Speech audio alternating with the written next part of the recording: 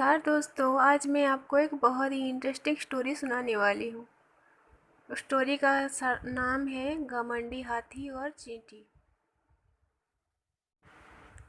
एक बार की बात है, किसी जंगल में एक हाथी रहता था। उसे अपने शरीर और अपनी ताकत का बहुत ही ज़्यादा घमंड था। उससे रास्ते में जो भी जानवर मिलता था वो उसे परेशान करता था और डरा कर भगा देता था। एक दिन वो कहीं जा रहा था। रास्ते में उसे एक पेड़ पर एक तोता दिखा और उसने उसे अपने सामने झुकने के लिए बोला।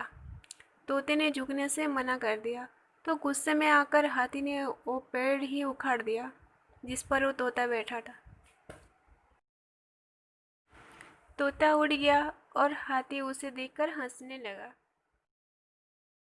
फिर एक दिन हाथी नदी के किनारे पानी पीने के लिए गया। वहीं पर चींटियों का छोटा सा घर था। एक चींटी बड़ी मेहनत से अपने लिए खाना इकट्ठा कर रही थी। यह देखकर हाथी ने पूछा कि तुम क्या कर रही हो?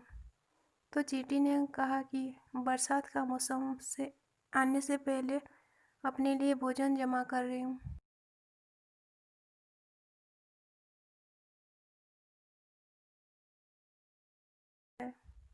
ताकि बारिश का मौसम बिना किसी परेशानी से निकल जाए। यह सुनकर हाथी के मन में शरारत सूझी और उसने अपनी सूंड में पानी भरकर चींटी के ऊपर डाल दिया। पानी से चींटी का भोजन खराब हो गया और वो पूरी भीग गई। यह देखकर चींटी को बहुत गुस्सा आया और उसने घमंडी हाथी को सबक सिखाने का सोचा। फिर एक दिन चींटी को मौका मिल ही गया कि वो हाथी को सबक सिखा सके। हाथी भोजन करके हरी घास पर सो रहा था।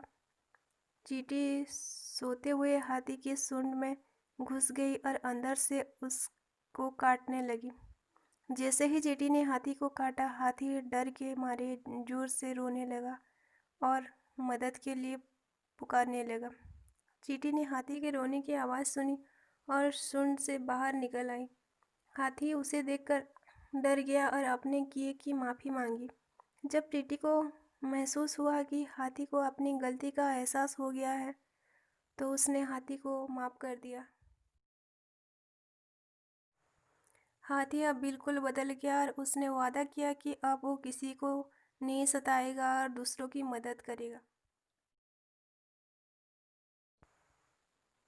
तो दोस्तों, हमें इस कहानी से यही सीख मिलती है कि हमें अपनी ताकत का कभी घमंड नहीं करना चाहिए और अपनी ताकत के जोर पर दूसरों को परेशान नहीं करना चाहिए।